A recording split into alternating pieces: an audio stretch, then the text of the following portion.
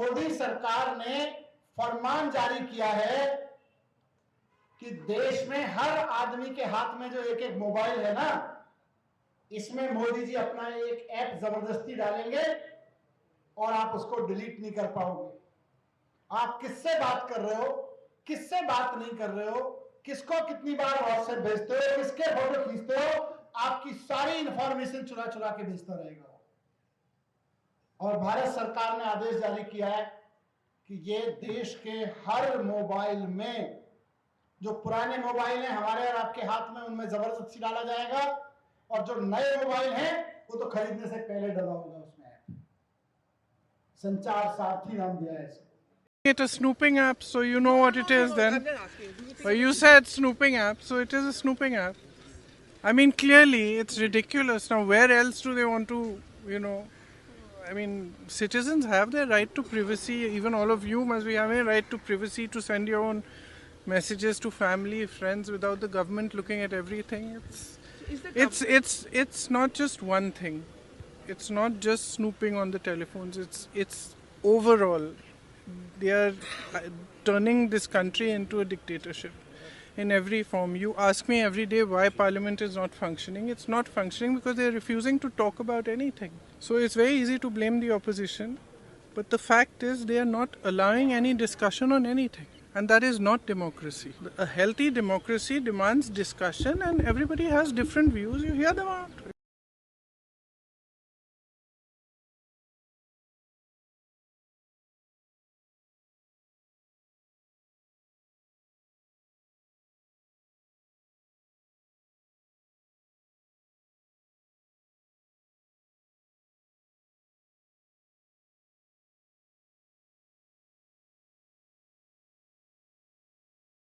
बहुत पहले कांग्रेस ने भाजपा पर, मोदी सरकार पर आरोप लगाया था कि इजरायली मोसाद के साथ मिलकर पेगासस सॉफ्टवेयर के जरिए मोदी विपक्ष के नेताओं का फोन और कम्युनिकेशन टैप कर रहा है, चाहे वो इंटरनेट हो, व्हाट्सएप हो, ईमेल हो, वो सब टैप कर रहा है हैक करके।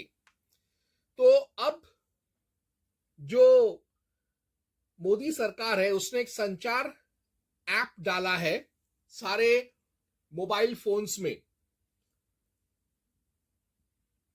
उसको कंपलसरी उसको डालना पड़ेगा हर एक मोबाइल मैन्युफैक्चरर को, हर एक सर्विस टेलीकॉम सर्विस प्रोवाइडर को। इस पर विपक्ष रंडी रोना कर रहा है। तो क्या मोदी सरकार का यह कदम सही है या गलत है, आज मैं उसका गवेषणा करूंगा। सर्वप्रथम मैं ये जान लूं कि सबसे पहले इस तरीके का mandatory surveillance union of Soviet socialist Republic, Soviet union, Soviet Russia में शुरू हुआ। फिर वो रशिया, जब रशिया बना यूएसएसआर बिखर कर, तब रशिया में भी वह अनिवार्य किया गया। फिर चीना ने इसको अपनाया और यूनाइटेड स्टेट्स ऑफ अमेरिका ने इसको अपनाया 9/11 वर्ल्ड ट्रेड सेंटर हमलों के बाद, जो कि तालिबान और अलकायदा, ओसामा बिन लादेन ने किया था। तो यूएसएसआर ने जो टैपिंग शुरू किया, वो टैपिंग कई तरीके का था। सबसे पहले तो वो स्नेल मेल्स, लैंड मेल्स वो खोल कर देखते थे। फिर बाद में उन्होंने ये सिस्टम किया कि सारे प्राइवेट और पब्लिक वाईफाई स्पॉट्स सर्वेलेंसेस। रशिया में social media, Facebook, Instagram, x यानी ट्विटर, टेलीग्राम, व्हाट्सएप, गूगल और दूसरे ईमेल प्रोवाइडर्स सब टैप होता है। रशिया में ईमेल्स टैप होते हैं, voice over internet protocol tap होता है, जो कि दरअसल आतंकवादी गिरोह इस्तेमाल करते हैं। जैसे अभी हाल ही में जो दिल्ली लाल किला ब्लास्ट हुआ था, डॉक्टर जिहादी नेटवर्क जो था, वो लोग वीओआईपी का इस्तेमाल करते थे। रशिया में इसको भी टैप करते हैं। रशिया में रेडियो सिग्नल्स और टेलीविजन सिग्नल्स टैप करते हैं। रशिया में सैटेलाइट फोन्स भी टैप करते हैं। रशिया में internet, dark web, deep web, LAN, वैन सब टैप होता है। रशिया में मोबाइल फोन्स टैप होते हैं, चाहे वो उस पे नेट हो या ना हो, उसको टैप करने का उनके पास वो टेक्नोलॉजी है, चाहे वो एंड्रॉयड हो, एप्पल हो या फिर वो बटन वाला फोन हो। और तो और रशिया में रेजिडेंट आइडेंटिटी कार्ड, जो कि उनके देश का आधार कार्ड जैसा है, और सिटीजनशिप कार्ड, इसको और उनके देश में इस चीज को gas bill, electricity bill, home bill, television bill, tax bill, credit debit card, internet bill, social security, pension, gun licence, vehicle licence, bank account और जितने भी banking and financial services investments हैं, उनके साथ passport, land permit, travel permit, medical history, सबके साथ जोड़ा किया गया है और इस सब पर गवर्नमेंट का नजर रहता है। इसके अलावा जिधर भी कोई citizen face recognition, retina scan, fingerprint, voice recognition, swipe card या पैटर्न का जो बायोमेट्रिक रहता है, उसका भी डाटा गवर्नमेंट कलेक्ट करता है। रशियन गवर्नमेंट पूरे रूस में प्राइवेट और पब्लिक और गवर्नमेंट सीसीटीवी कैमरास को सर्वेलेंस करता है। इसके अलावा रशिया में जितने भी इलेक्ट्रॉनिक और इलेक्ट्रिक डिवाइसेस हैं, उनमें एक चिप रहता है, जिससे वो लोग यानी गवर्नमेंट पूरे रशिया में सारे इलेक्ट्रॉनिक, इलेक्ट्रिकल डिवाइसेस को, इलेक्ट्रोमैग्नेटिक डिवाइसेस को भी वो इन्फिल्ट्रेट करके, टैप करके उसको यूज कर सकते हैं। यानी मेरा अगर लैपटॉप बंद रहेगा और अगर पुतिन को चाहिए कि मेरा लैपटॉप में क्या है, वो मेरा लैपटॉप वो ओपन कर सकता है, वो मेरा प्रिंटर भी ऑपरेट कर सकता है। उनका टेक्नोलॉजी इतना एडवांस्ड है। प्लस वो लोग सैटेलाइट के जरिए भी सर्वेलेंस करते हैं, अंतरिक्ष में घूम रहे सैटेलाइट्स के जरिए भी सर्वेलेंस करते हैं। प्लस ड्रोन सर्वे भी होता है। फोन टैप तो बहुत ही आसान तरीके से करते हैं रशियंस। और रशिया में एक सिस्टम है, Russian system of operational investigatory measures, SORM, जिसके तहत पहले KGB और उसके बाद federal security services bureau, FSB, जो फेडरल सिक्योरिटी सर्विस ब्यूरो, अभी जो उनका जो हालिया जो उनका इंटेलिजेंस एजेंसी, उन्होंने सिस्टम बनाया है, नियम बनाया है कि वो जो हार्डवेयर और सॉफ्टवेयर देंगे, उसको उनके सारे इलेक्ट्रॉनिक, इलेक्ट्रिकल, टेलीकम्युनिकेशंस और इलेक्ट्रोमैग्नेटिक डिवाइसेस में, यहां तक कि एनालॉग और डिजिटल डिवाइसेस में भी डालना पड़ेगा। और रशिया कई सारे VPN और एनामाइजर्स को भी सर्वे करता है। इनफैक्ट सारे VPN और एनामाइजर्स को सर्वे करता है। और जो VPN और एनामाइजर रशिया के लॉज का उल्लंघन करते हैं या मानते नहीं हैं, उसको वो लोग अलाउ नहीं करते, बैन किया हुआ रहता है। रशिया कई सर्च इंजिन्स भी रशिया ने अपने आप बनाए हैं, सोशल मीडिया प्लेटफॉर्म्स भी बनाए हैं। रशियंस को उनका इस्तेमाल करना पड़ता है। अगर वो लोग कोई गैर रूसी सर्च इंजिन का इस्तेमाल करते तो उन सारे सर्च इंजिन्स को रशियन गवर्नमेंट टैप करता है, सर्वे करता है। अब भारत में ये क्यों जरूरी है? भारत में ये जरूरी है क्योंकि भारत में जिहादी हैं, खालिस्तानी हैं, क्रिश्चियन रेबल्स हैं, जैसे nationalist socialist council of Nagaland, उसके बाद कुकी टेररिस्ट्स, ये मिजो टेररिस्ट्स, नक्सलाइट्स हैं, पेडोफाइल्स हैं, पेडोफाइल गैंग्स हैं, ब्लैकमेलर्स हैं, एक्सटॉर्शनिस्ट्स हैं, पोर्नोग्राफर्स हैं। फिर ऊपर से भारत में CIA, ISI, चीना जासूसी एजेंसियां, नेटो कार्यरत हैं। मुंबई ही नहीं, पूरे भारत में कई सेक्स क्लब्स हैं, पार्टनर स्वैपिंग क्लब्स हैं।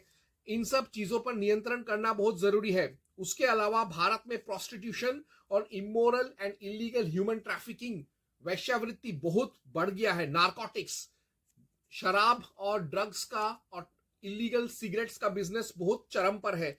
माफिया भी है भारत में, इन्फिल्ट्रेशन भी हो रहा है। ईस्ट पाकिस्तानी रोहिंग्या और अफ्रीकन मुसलमान भारत में घुसपैठ कर चुके हैं। सुपारी, कॉन्ट्रैक्ट किलिंग्स भारत में बहुत हो रहा है। ब्लास्फेमी यानी हिंदू धर्म पर आक्रमण जो होता है, हिंदू धर्म के खिलाफ जो प्रचार प्रसार होता है, उसके लिए इलेक्ट्रॉनिक मीडिया का इस्तेमाल किया जाता है। जितने भी ऑपोजिशन वाले हैं, ट्रेटर पॉलिटी यानी वो सब के सब गद्दार हैं, वो लोग जॉर्ज सोरोस, इल्यूमिनाटी, इनसे मिले हुए हैं और डिजिटल मीडिया का इस्तेमाल करते हैं। इल्यूमिनाटी का बात किया तो सैटनिज्म यानी शैतान की इबादत का भी बहुत बड़ा नेटवर्क है भारत में, जो डिजिटल मीडिया का इस्तेमाल करते हैं। होर्डिंग, टैक्स चोरी, फेक वोटिंग, मीडिया और PR वॉर भी होता है भारत के खिलाफ डिजिटल मीडिया के जरिए। इन सब चीजों से देश को बचाने के लिए भारत का हक है कि वह पेगासस जैसे सॉफ्टवेयर से विपक्षीय गद्दार राजनेताओं पर नजर रखे और तो और देश के जनता के सिक्योरिटी के लिए, देश के आजादी के लिए हर इंसान के ऊपर नजर रखे। तो इसी सिलसिले में बात तो यह है कि ये जो संचार ऐप है वो वॉलंटरी है। कोई अगर रखना चाहे तो रखे, ना रखना चाहे तो ना रखे, ऑप्शनल है, कोई मैंडेटरी नहीं है कि रखना ही पड़ेगा। डिलीट कर दिया तो कोई कानून नहीं तोड़ा मैंने, उसके लिए मुझे कोई गिरफ्तार नहीं करेगा। और तो और एक और चीज है जो भारत को देखना चाहिए, एप्पल के फोन जब भी कोई इस्तेमाल करता है आतंकवादी, तो उसका जो एप्पल का जो क्लोज नेटवर्क है, इकोसिस्टम है, उसका पासवर्ड्स नहीं देता है एप्पल कंपनी, एप्पल इनकॉर्पोरेटेड, ना एप्पल यूएसए ना एप्पल इंडिया। तो आसानी से टेररिस्ट एप्पल डिवाइसेस का इस्तेमाल करके काम करके चले जाते हैं। एप्पल जो है उसने मना किया है संचार ऐप डलवाने से अपने डिवाइसेस में। गांड पे लात मार के एप्पल को फोर्स करना चाहिए, नहीं तो भैंचोदों का डिवाइसेस और उनका इकोसिस्टम बैन कर दे जाना चाहिए, मां की चूत का। और तो और अब इस सॉफ्टवेयर लगाने से, संचार ऐप लगाने से कौन डर रहा है?